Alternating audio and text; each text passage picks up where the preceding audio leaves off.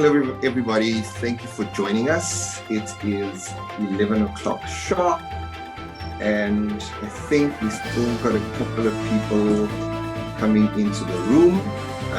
Let's give it a few more seconds, and then we'll start shortly.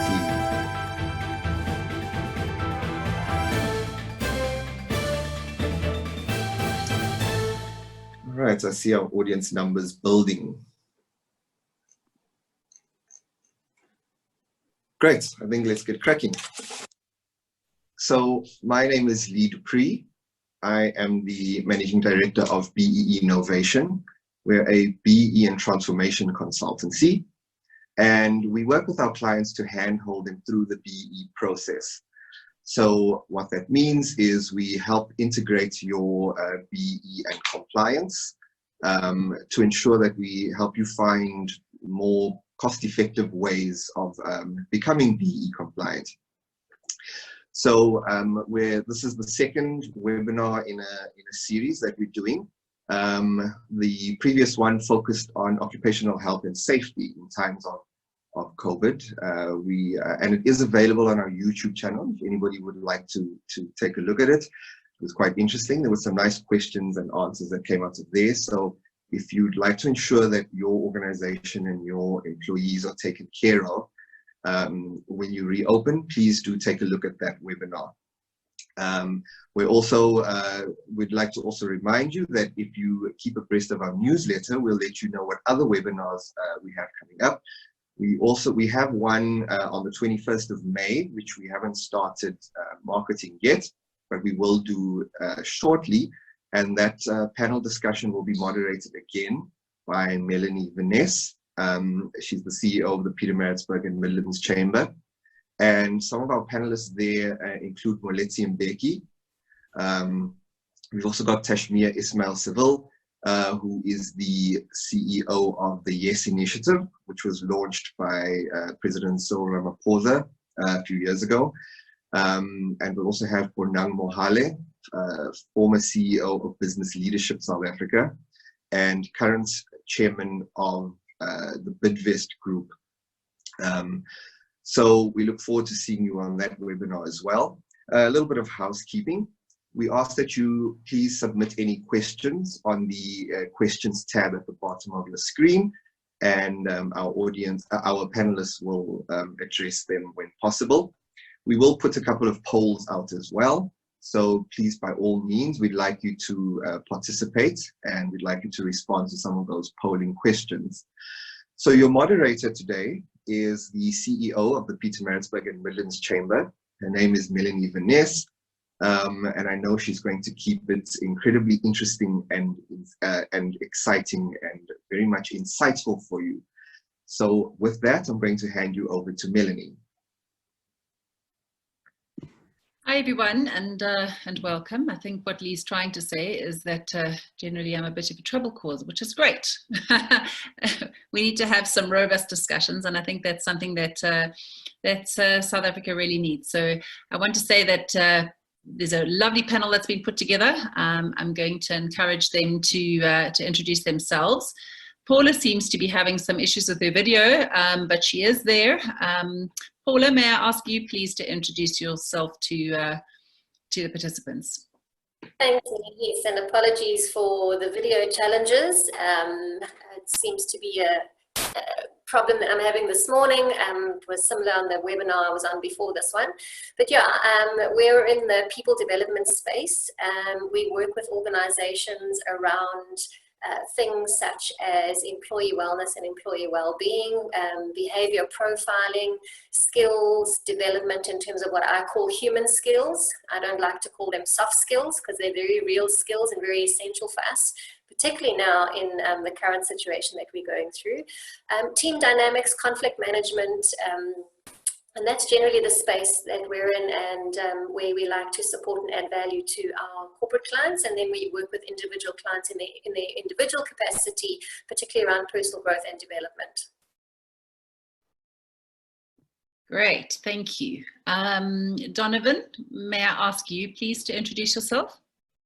Thank you for the platform. Good morning, everyone. My name is Donovan Hornsby. I do a lot of work within the transformation environment. I'm very interested in culture, in particular, what drives people, and how are people resilient in different aspects in our economy, in the world as well. I was very lucky. I did my undergrad at Nova University in America, and has since been back in South Africa assisting organizations with culture and transformation. So thank you for having me this morning.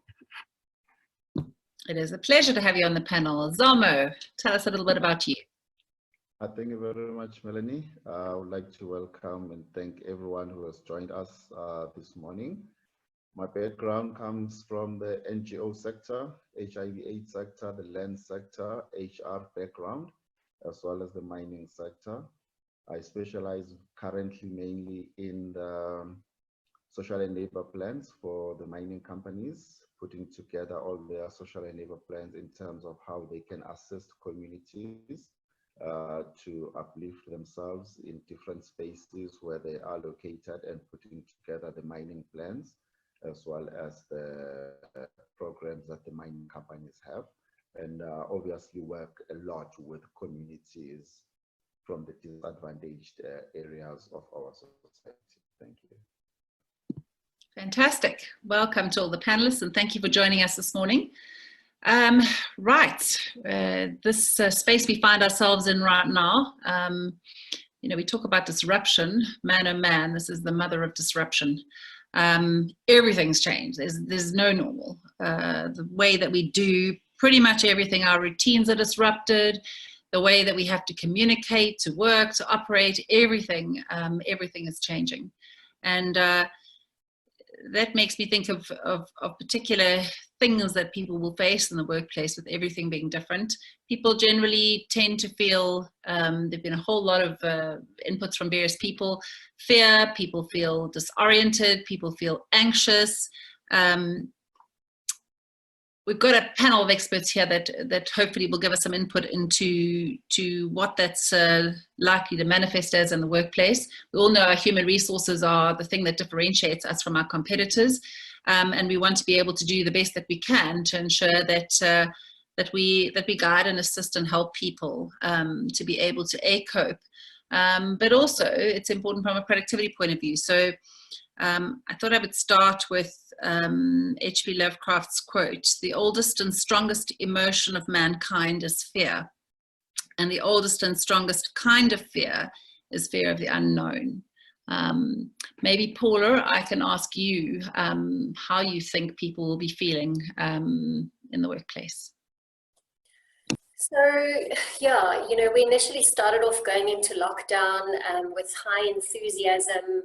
We were being very creative with the way that we were going to approach this whole lockdown process or period of time. People were doing things like baking banana bread and, you know, doing online courses and reading and books and stuff like that. But as we're getting further and further into the lockdown period, that novelty is wearing off, and people are getting tired of working from home, tired of being confined. And we're going through a period where people are now, the cracks are starting to show. We're not coping in a number of ways, from a mental health perspective, a stress perspective, an anxiety perspective, this whole work-life integration and the lines being blurred between working hours and home hours or personal time.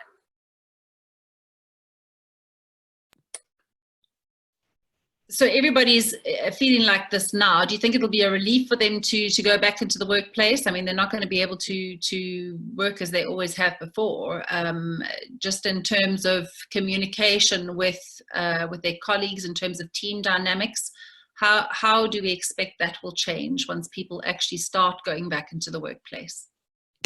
I think this is where it's going to be very important for people to manage their expectations, because we're not all going back to work. A lot of us are still going to need to work from home or work remotely for various reasons. The one simple reason being the schools are not going back yet. They are doing a phased approach, and therefore a lot of kids are still going to have to be schooled from home, which is going to require parents to be at home. Other sectors and business industries aren't able to go into work yet because of the lockdown levels and restrictions, unless they have permits and fall under essential services. So a lot of people are still going to be working remotely. Some people are going to be going into the office, but there are going to be some fears and concerns that come with that. Some people are going to be fearful of going into public spaces, in other words, the workplace, that they are going to be exposed and put at risk and potentially catch the virus and or bring it home to their families.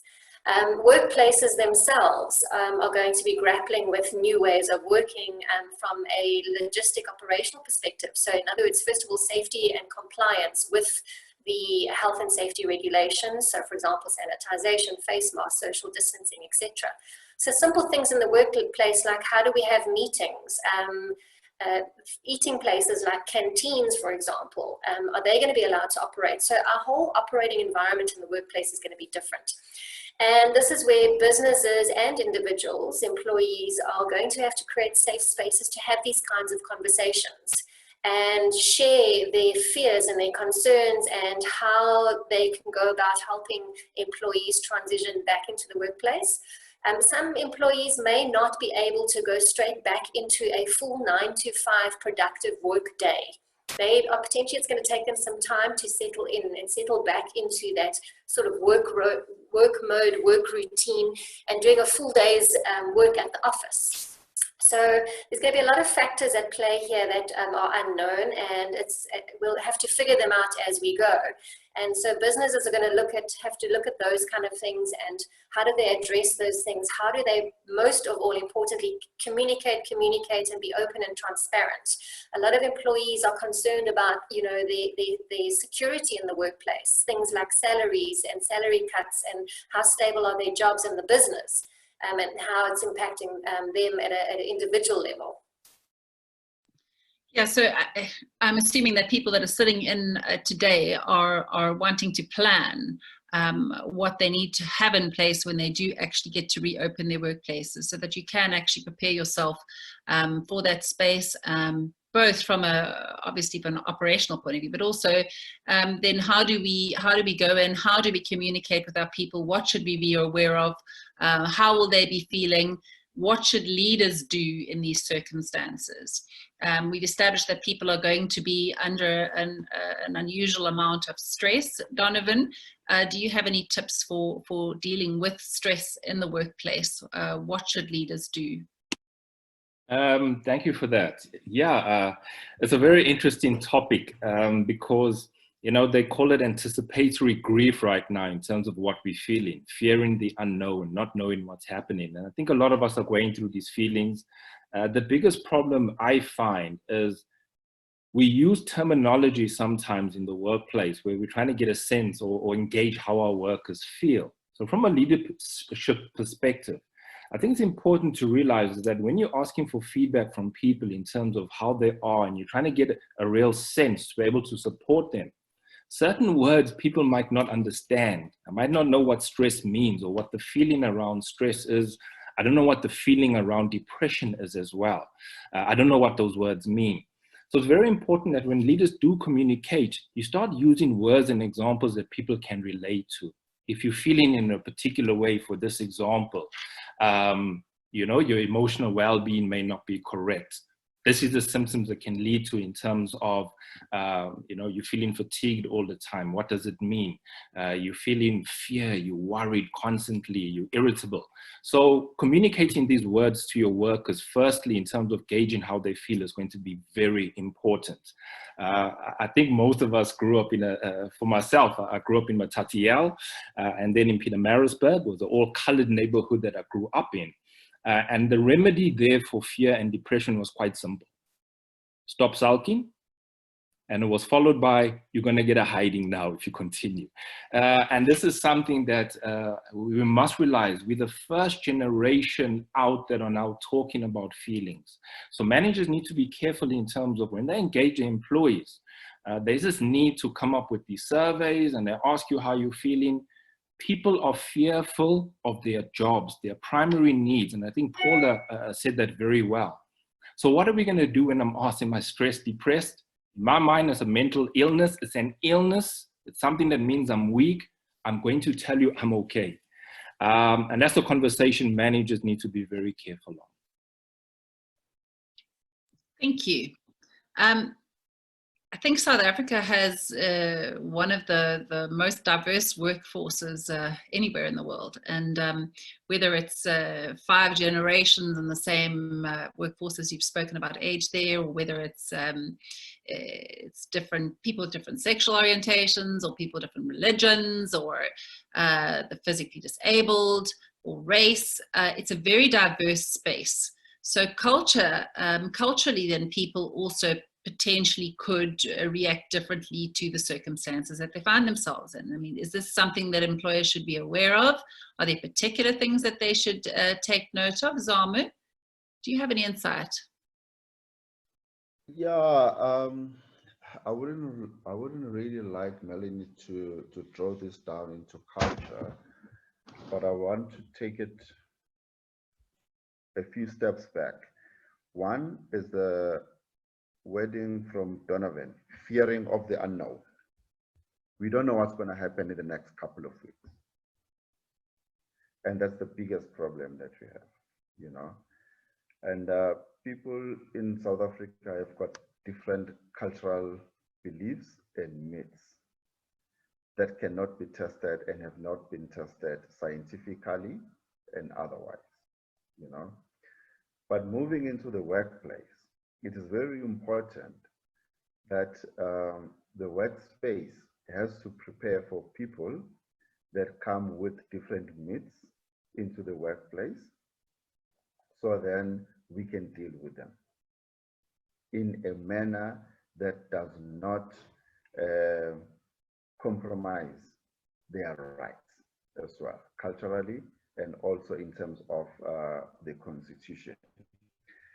I've just jotted out a few things here. We are a rainbow nation. That's how we always say as South Africa. But are we communicating as a rainbow nation? The president and all these press briefings are run in English. And the Gogos and the Mkulus out there, they don't understand what is being communicated to them. Is the culture of Ubuntu being taken into account? The food parcels we hear are being distributed to the rich people. You know, the issue of inclusiveness, where we're saying, let us work together as one, is being taken into account, you know? So I'm saying, let us communicate to the people in the language they understand, in their beliefs, in their religion, and in their strengths. Then we would be able to gain them into our, then we'll be able to win their confidence. But at this stage, people do not have that confidence.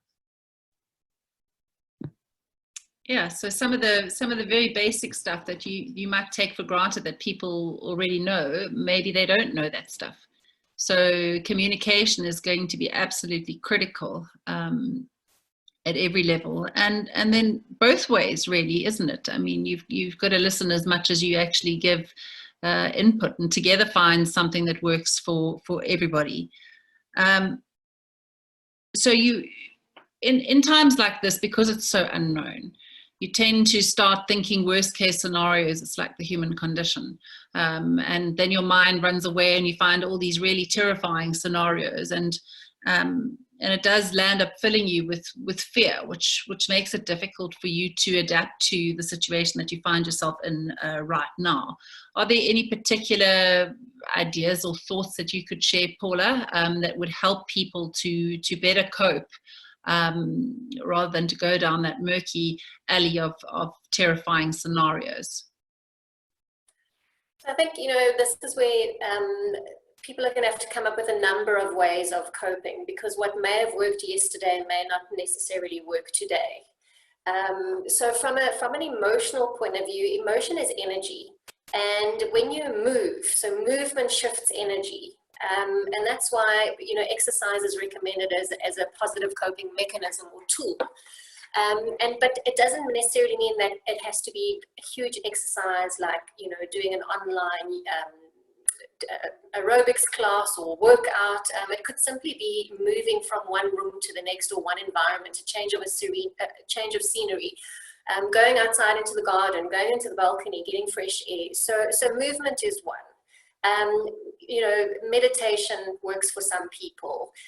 Listening to music works for other people. Doing something creative, whether it be baking, reading, gardening, anything along those lines that works for you.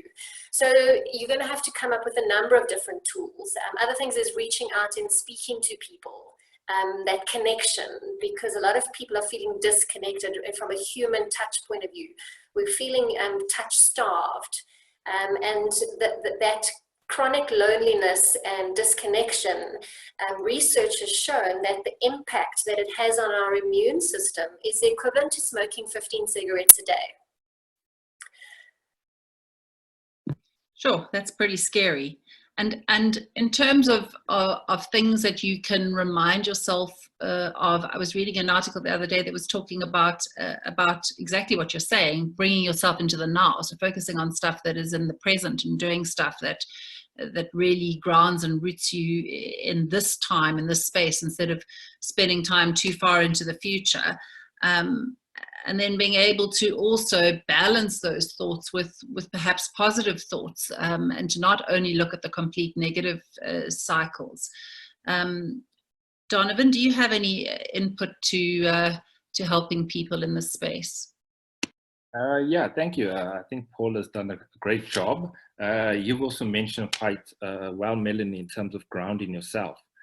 For people, you know, how do you ground yourself? Some simple techniques. Use all your senses. When you start feeling that overwhelming feeling that things are getting out of control, your breathing's getting back. Use these simple techniques. Many years ago, there was a great program I watched, and they said, as small, simple as breathing, and we all understand breathing, but maybe this time when you breathe, always wet your lips and breathing slowly through your mouth. We have nerve endings, and that also helps us get more calm. And it looks at our senses as well. Acknowledge your senses, touch something around you that's physical, smell something, taste something. These are techniques to help you ground yourself. People in meditation do it continuously. And I think that's important. I think the biggest issue that most people would have is that we are trying, with the unknown future and the fear, we are trying to connect dots in the future. And we must all remember, we can only connect dots of things that have happened in the past. So to bring us back into that realization becomes very important, and giving people some tools around that will be very useful. Creating support groups, etc. We know the importance of that. We know that they work. However, getting people to start committing and seeing the importance of it, I think that's where we need to start as a nation. And I'm sure if you look at organizations, we discussed the diversity, regardless of where you're from, you're going to have the same feeling. And I think that's what makes it different. The words around those feelings people struggle with, and that's where they get into trouble with themselves. So organizations, like Zamo said, Paula's been mentioning, communicate it properly so that people can understand what you're asking for, and you can start communicating better to come up with a solution as well. Melanie, sorry, if I can just add one thing. You know, I think it's also important for people that it's okay to not be okay. We're human beings at the end of the day. We are feeling people, we are emotional people. And as I said, the novelty is starting to wear off, where people are, you know, coming, the longer we're going into lockdown. And it's okay to not be okay. It's okay to say, you know what, I'm not coping, I'm not struggling. I can't be a teacher and a parent and a this and a that and still do my job and all of those things. And we are going to have days where we're going to feel like, you know what, today I can just barely drag myself out of bed. And if that's all I can do today, that in itself is okay. So if we have to look at business owners at this point in time, I think, you know, initially when you started out, you thought, well, this is going to be a temporary thing. Everything will return to normal after we've been in lockdown for a while. And I think the realizations now beginning. It's beginning to dawn on people that nothing will ever be the same again. And once you've acknowledged that, dealing with fear requires that you acknowledge the fact that the change is there, that it does exist, and then that you face the fears related to that change, that you look at various scenarios. Communication, the way we communicate going into the future, both in the workplace and out, is going to be totally different. Zamo, do you have any thoughts on that?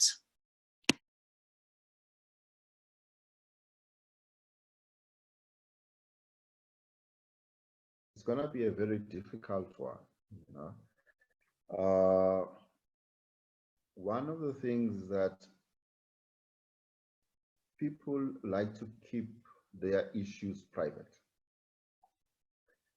And with this coronavirus, the way it spreads, you know, and the way it impacts, it's got a very ripple effect. And some people may not want to communicate everything on time, you know, and we do not have that many support systems in place that have been prepared in advance for this, and especially for the most vulnerable in our societies. We hear that in the first 2 weeks, when the season 1 of the lockdown was announced, 87,000 calls were made on domestic violence. You know, how did the system cope with that? How are those people assisted? Where are we at this point now? We're sitting on day 43 now, you know?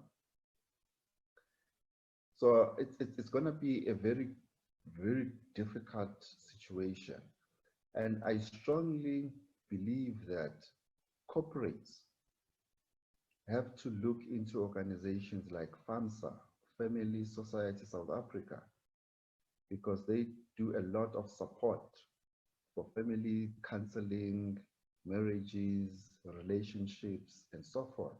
That we have to support those NPOs, because those are the support systems that you currently have. At community level, I'm very worried. There's absolutely nothing. The best support, especially for females, that they have at community level is religious institutions. And all churches or religious gatherings are closed. Where do they go? We have to find means to support those that are vulnerable at this stage. Thank you. Thank you. I just want to go back to business owners and having thinking about when they go back to work and about ways in which they perhaps communicate with their customers. Sales forces, for instance, cold calling or calling on customers or direct contact is not going to be possible for people to do into the future. So how do we rethink those sorts of departments? Donovan, do you have any thoughts? Yeah, when you're looking especially at your sales force, your branding, your marketing departments, it's important to continue, but how do you do it and how do you support those frontline? Because remember, now you're going to be dealing with more irritable customers, people that are stressed, they may act irrationally. And I say this, and I think this should apply to organizations, to all organizations.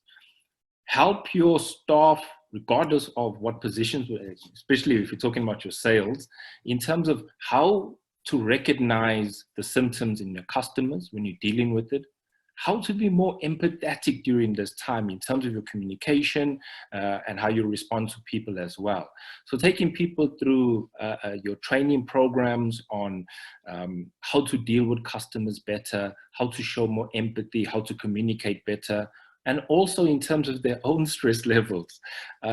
Start giving people the tools as organizations to say, please, here's some modules, here's some material on how to deal with difficult situations, which we interpret as stress, anxiety, depression, and then also for organizations, not only focus on your own staff as well, get these messages out to the communities your staff are in, your surrounding communities of where your organization is in, and also potential to your customers as well, because that creates a sense that we are all caring, we're going through the same struggles, and we want us all to support each other while we're doing this.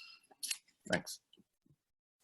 Thank you. I think because, I mean, you've mentioned some really important things there, and that customers are going to be worried about different things than what they're worried about before the COVID lockdown.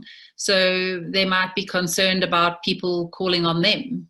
They might be concerned about being able to access particular things and how those channels are going to work. And so there's an opportunity for companies that are forward thinking to recognize what those challenges will be, and then to find solutions and offer them to their customers.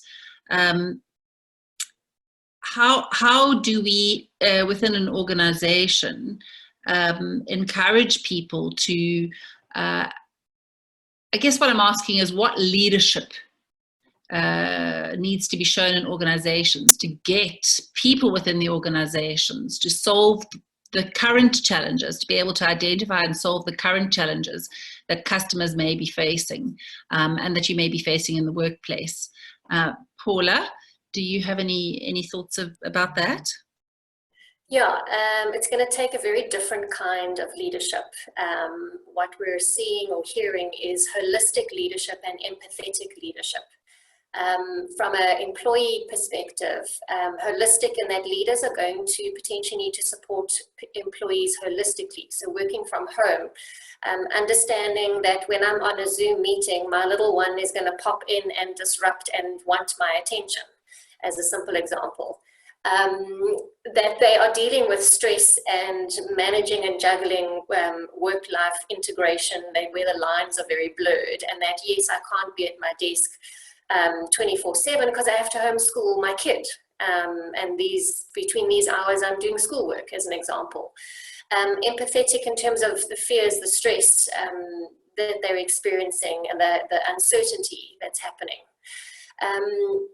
At the same time, from a business point of view, businesses are in a very sensitive position where they are trying to just survive right now from an operational point of view, a financial point of view, and they are going to want to go back to being productive as quickly and as soon as possible. And employees may not be able to be as productive. So also leaders, in terms of supporting leaders who have potentially had to retrench or lay off people because of the impact that it's had on businesses, and businesses are closing. And that potential trauma, and I'm using the word trauma respectfully, that leaders may be experiencing because they've had to go through this, and they know that they are impacting families. So it's going to require a very different leadership style, very different skill sets. And this is where it's going to be important in that ongoing skills development and learning, both self-learning, but from a business point of view, how do we equip our people to have the skills of what we need right now, which is adaptability and flexibility, tech savviness, creativity and innovation, data literacy, emotional intelligence, and you know, how to lead in unknown, uncertain times, because we have no idea, because we've never experienced, majority of us have never experienced a pandemic before, and on such a global level. Now I'm wondering, I mean, this is quite a tall order, not only for leaders, but for people that work in organizations, to be able to look at this landscape, to do critical analysis of it, to come up with opportunities, to understand threats, to Zamo, do you think our education system actually prepares people to face these kind of situations adequately? Well, our education system, as we know, in South Africa, the Bantu education. I wish I could share the T-shirt that I'm wearing. I will share it right at the end. Our education system has only prepared Black people in this country to be consumers. But I'm very inspired that there's quite a lot people out there that are being innovative and want to go into business, and they are striving to get into various modes of business, you know. And getting back to your question as well, in terms of solving the client challenges, you know, if you can check right now, the best solution that you currently have is using ICT, because we are communicating using Zoom, and the poorest of the poor do not have access to that. And we really have to accelerate the infrastructure into those communities, you know. And the people out there in the rural areas have means of communication. And one of the best means of communication that the people in the rural areas have always used is when they meet in weddings, cultural events, funerals, and pension pay points, because there are no newspapers. And now there are no pension pay points. Funerals are reduced to family members, no weddings, and no events. So in terms of communicating, it's very difficult. Thank you. Thank you. I see we've got a question in our Q&A box. How as salespeople do we keep positive when salaries have been decreased due to drops in sales, and now more than ever we are working much harder for much less money? It's demotivating. Is there any advice in response to that?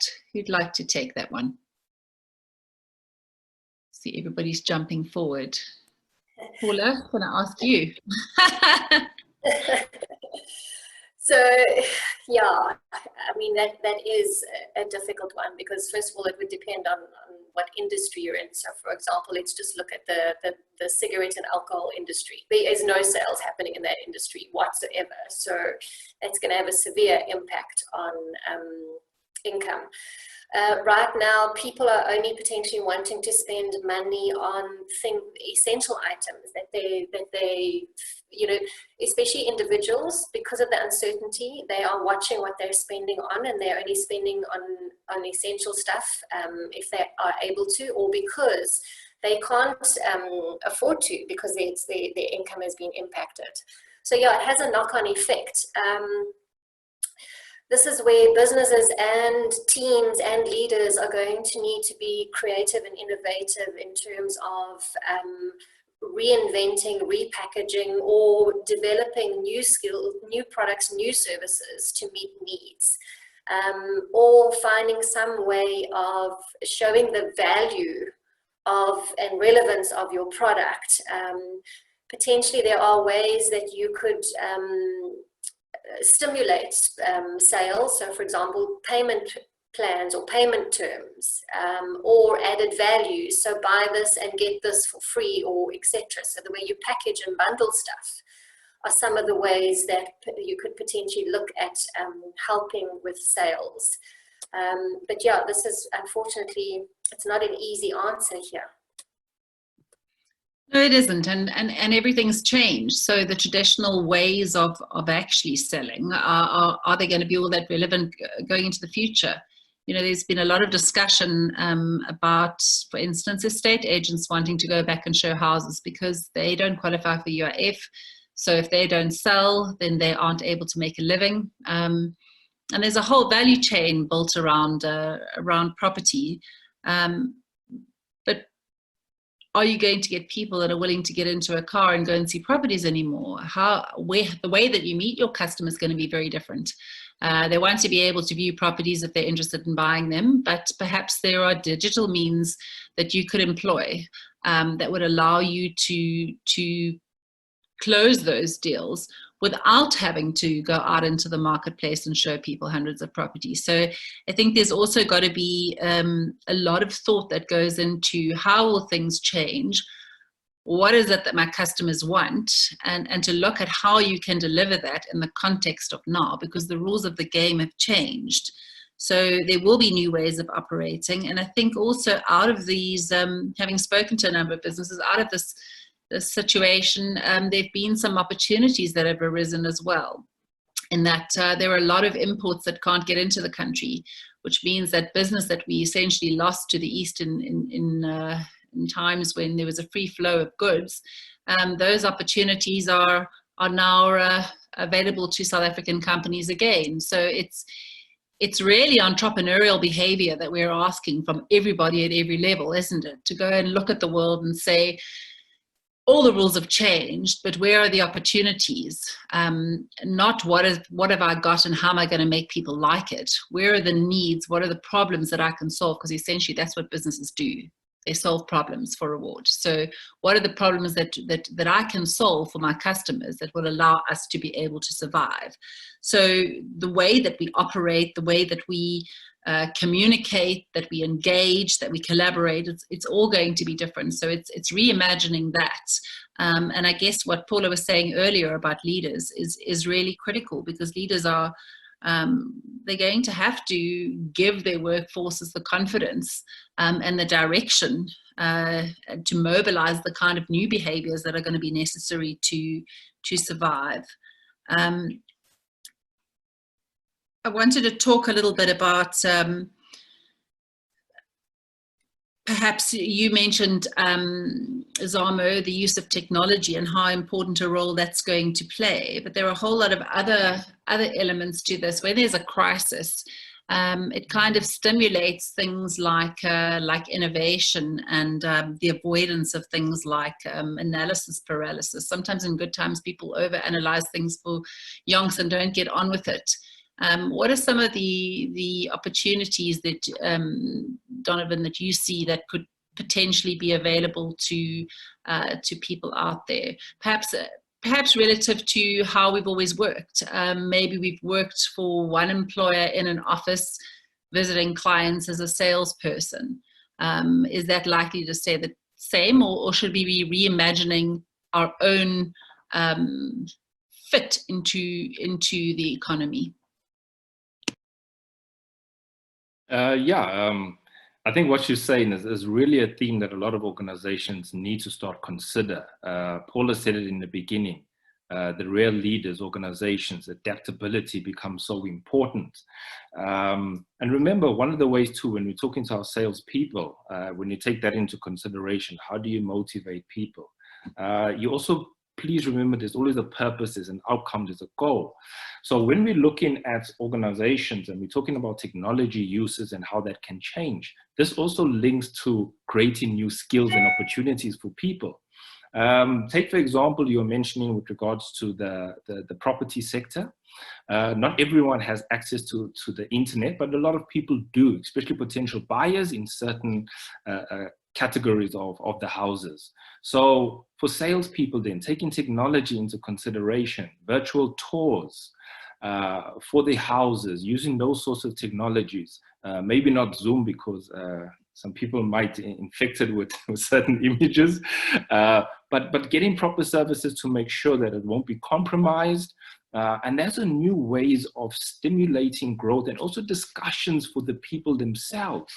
they may have different solutions than you may think of. So that's a continuous way of thinking.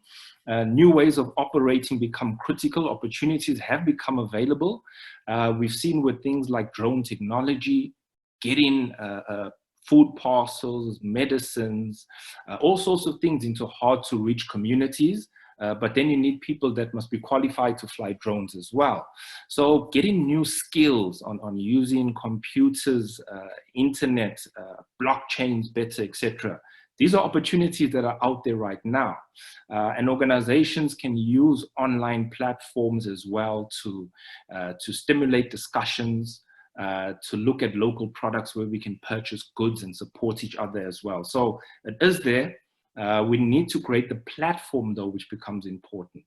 And maybe that's not clear yet, but we see more and more of it happening. And I think in this time of crisis, we've seen a lot of creative ways in terms of communicating and doing business with various types of communities.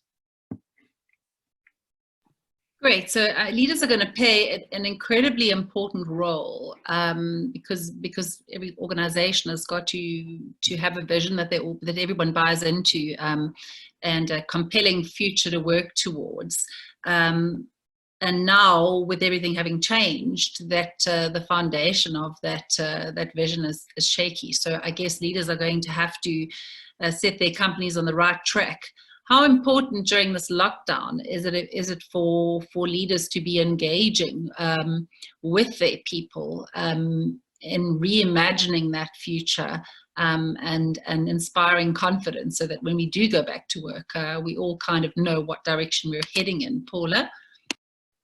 So I think communication is critical on all levels, and to be as open and honest and transparent as possible. Obviously, understanding from a business point of view, some information may be sensitive, may be confidential, but it's really about building trust with your employees, with your suppliers, with your customers. And I don't think you can over communicate at this point. And if you can do it in a way that is empathetic, that is understanding, that is engaging, that is supportive, that is trust building, and yeah, you know, we don't have the answers, and I think sometimes leaders put pressure on themselves that they need to have all the answers, and this is where that sort of, you know, personal mastery, self-awareness comes in, emotional intelligence, that to put up your hand as a leader and make yourself vulnerable to say, I don't know right now, I don't have the answer, but this is what I can share with you, or this is what, let's try this together, and we're in this together, and let's learn as we go. We're in a lifetime of learning at the moment, and it's about being able to learn and as they say, fail forward, and not have a negative repercussion with that, because right now there's so many unknown factors, and just that in itself brings fear. And there will always be elements of unknown. We will never, ever, ever have all the answers 100%. And just to, sorry, quickly touch on the previous one, 2 small examples of how businesses have reinvented themselves and found opportunities. So one small business that I work with, they are in the fashion design business.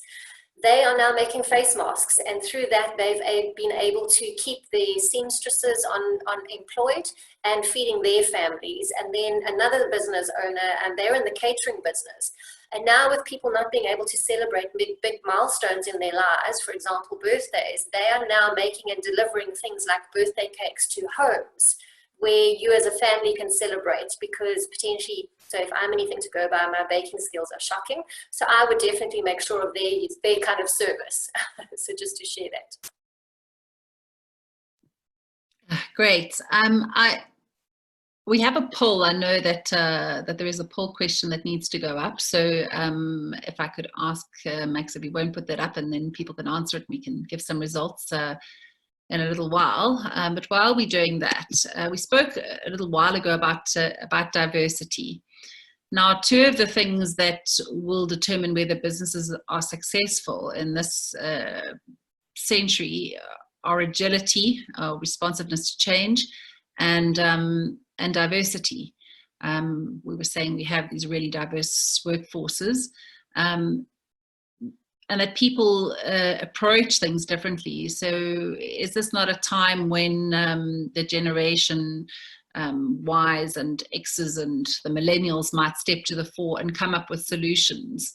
If we spend some time looking at the problems, we can't see our customers, or we can't deliver to our customers, or whatever, is there something innovative that you could bring to the table that we could look to apply in our workforces? Perhaps with them being much more technologically savvy, there's opportunities to employ their skills at this time rather than being able to solve the problems yourself. Donovan, any thoughts on that?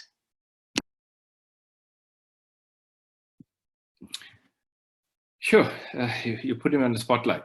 I think really for the rules around, because what organizations are doing in particular are coming up with a lot of rules and regulations and strict protocols.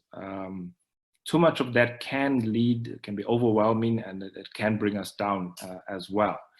I just wanted to mention very quickly, I saw a great quote, and I might tie into this, which said, these days, working from home can often feel like living at work. And I think it's true for most organizations when people are taking it up remotely. Please support them in terms of how to do it, how to work from home, give some tips, some rules, and some guidelines along that as well. And I think that will go a long way for companies supporting people during this phase of the lockdown. And they can start learning particular skills during this time. You did mention earlier on, you know, this is the right time to be communicating, to letting people know what feelings are through different courses, to learning new skills, anything in the IT, and these are creating a lot of ideas and things that people are able to use. So yeah, I think there's opportunities for people during this time, and really is for organizations to keep supporting and taking the forefront with communication as well. Great. And perhaps we can take advantage of the fact that we have all these different perspectives and inputs, and get more of a 360 view when we consider everybody's perspectives. So, Zamo, one of the things that I wanted to perhaps explore, and hopefully your sound will be a bit better now. I've got some people that have been a bit challenged in hearing you. I've improved it. Great. People's values through a process like this change quite dramatically. Do you have any thoughts of how that might have adjusted? I mean, it's going to mean that everybody has to look at their customer needs a little bit differently. What we valued pre-lockdown and what we value post-lockdown might be very different things. Any thoughts? It's going to be a big challenge, you know, especially around leadership, because everything starts from the business leader. If you're looking at the business side of things, you know, not all business people are good leaders. That we must just accept. Sometimes as a business owner, you just have to employ a good manager who's able to communicate to the employees and the public at large. And the communities out there have various expectations that as a company within our community, we expect you to deliver on some of our social requests. And with the challenges that you currently have, businesses have to be very innovative as to how they respond to those social requests from their communities. You know, that's going to be very critical. However, we also need to make sure that at all levels of our society, not just business, from the cabinet to the bottom, the leadership that we have is extremely strong. Some of the cabinet ministers that we have are not doing the job properly. And as a result, people are becoming rebellious and they are communicating regulations that are confusing to people and business as well. So leadership is key in all this factor. Thank you. Great.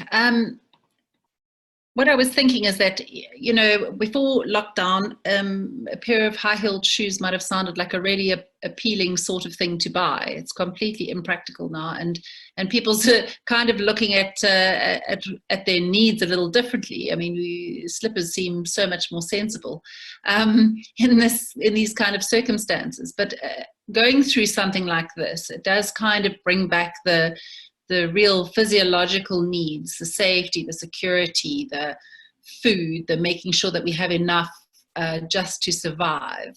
Paula, do you have any thoughts on how that might affect consumer buying in the future? I think we're definitely starting to realize and understand the difference of what's important versus what's valuable. So importance would be those things like my health, my family, human connection, human touch, freedom of movement, even just to step outside my front door, as opposed to things of value. So I'm talking material things that we've actually realized that we can do without. For example, the manicures, the stilettos, the etc. And that is going to change our buying behavior. You know, a lot of people are now going out and buying once a week as opposed to daily shopping on their way home from their commutes. So that's definitely going to change how we shop. And a lot of people have resorted to online shopping. Yeah, a very different set of requirements out there, and we're going to have to be cognizant not only of what is happening in our own workplaces and be responsive to our people and to changes in that space, but also to changes in demand and changes in expectations of our customers, etc. Jennifer Jones has this this formula. I don't know if anyone's had exposure to her, where she talks about adaptability being equal to purpose plus inquisitiveness and resilience over the threat of whatever the threat might be. At this moment, it's a big threat, and she's saying that it's really important to increase the above the line issues of purpose, inquisitiveness and resilience, and to then also work to decrease the threat. Any comments on that, Donovan? Yeah, I think that adaptability is key, and organizations again have to play a key role in finding that purpose, communicating that purpose, and again helping people to be resilient. And I think that was maybe one of the suggestions I'm having, is that when we're using certain words to access how people are feeling in terms of being stressed, depressed, etc., maybe we're talking more on building resilience. And when we're talking about that, it sounds more powerful, and I think more organizations can communicate that more positively as well. Again, it should have started already. It needs to start now. And I always use this. I think it was a phrase from Tony Robbins. Motivation, it's like bathing. You do it more than once. And I think that is what we also need to realize for our staff. This is not a once-off exercise that we do. Hey, here's a nice course. Hey, we have this wonderful, nice meeting. It's something that has to continue. It's a relationship. It must be managed properly, and there must always be communication. If organizations can start taking the forefront of this and really understand and know that people are all going through different types of hardships. Some you may not be able to solve or understand, but you're giving your employees, your communities, enough tools to start the process. And I think that's very important. We need to start the process. Thanks. Okay, fantastic. We got the results of our poll, which is quite interesting because it was a 50-50. So 50% of people said that they did feel psychologically supported in their workplaces, and 50% said they didn't. So that's quite interesting from a from a company point of view is that we've got more work to do in our workplaces to ensure that we actually do offer that psychological support. And it's important to also note that we need our employees to be adaptable and functioning at this point in time, and they're not going to be able to do that while they feel psychologically vulnerable. And it's in our own interest as business owners to ensure that we create the kind of environment where we communicate, where they have someone to turn to, where leadership is shown, a future created, that it's not okay, that it is okay to not know all the answers, and that it's very important to take people along that journey with you to help reimagine a shared future, because the vision's got to be shared. So I think what essentially is coming out of today is that everything's changed. We know that, and in the context of that, we are going to have to apply different rules and different ways of engaging our workforce and our customers. Some final thoughts before we go. If I could ask, Zamo, perhaps if I could ask you to talk just a little bit. Also, you spoke earlier about Ubuntu. You know, we went into this crisis as quite self-involved. We've realized now that we're all in the same boat. We're all affected. Do we come out of this more community orientated, with more compassion, and more invested in a shared journey? Do you think it will change how people respond to each other? If we work together, we will achieve a lot. But if we continue to work in silos, we're not going to get there. And the whole thing about Ubuntu is understanding the needs of your neighbor, your friend, and the people around you. And I will urge business people, on day one or the first couple of days, spend time with your employees. I know we're in a rush, all of us, to generate as much income as possible. I will urge, spend time with your employees. Understand what are their pressing needs and respond to them if you care. Some of them, they don't need money. They just need to be listened to. Some of them have solutions that you may never have explored as future potential business. So the concept of Ubuntu is about listening, about being compassionate, accommodative, and as a leader, just listen to them, absorb whatever they say, you go back and communicate to them what you believe you can afford. And when they see the solutions that you bring, and they can identify that they've made input into some of those solutions, they will respond positive. Thank you. Thank you. Donovan, any final thoughts? Just remember, we're all going through different feelings, and it's very important to be sensitive around that. I'm going to use actually a quote. There's a young musician in Cape Town called the Youngster CPT, and I love his one song, and the title I think will sum it up from what I want him to say. Just be lekker. Be nice to each other, people.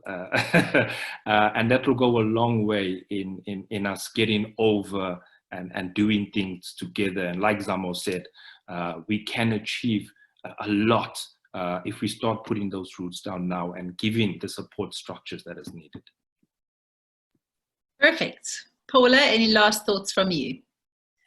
I think if we haven't realized it, COVID has come full circle and pushed us out of the fourth industrial revolution into the fifth industrial revolution. And that's just brought us back full circle in terms of bringing the human component back into our worlds, our businesses, our communities. And first and foremost, we need to remember that we're human beings, and human beings we're emotional beings and we're feeling beings, and it's going to play out in our personal worlds and our professional worlds, and we're managing and coping as best we can from day to day, sometimes even just from hour to hour, and that's okay. Thank you.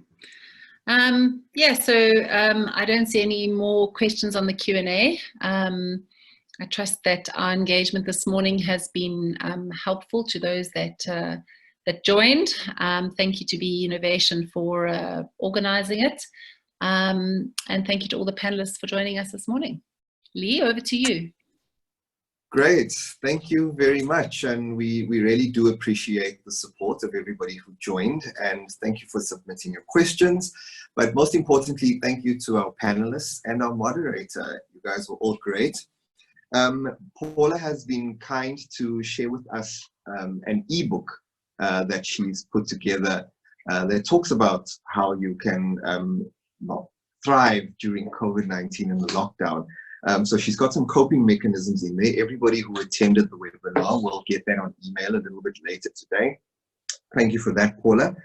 I will also remind everybody, in case you weren't here when we started, that this will be available on our YouTube channel as well. So you'll be able to go back and watch it there. We've got our previous webinar available also on our YouTube channel. So if you'd like to take a look at that, please do. But also please sign up for our newsletter so that we can keep you updated with other interesting webinars that we've got coming up. And a reminder that we've got a really interesting one with on the 21st of May.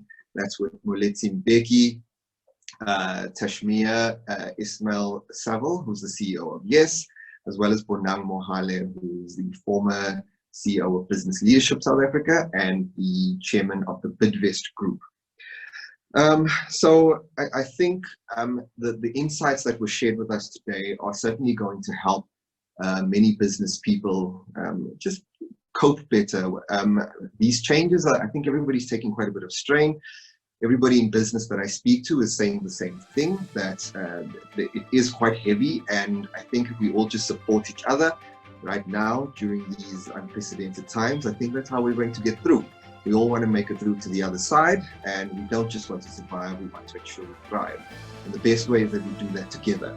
So thank you everybody for your time. Thanks again to the panelists and our amazing moderator, and we hope to see you again at our next one. Take care. Bye. Thank you.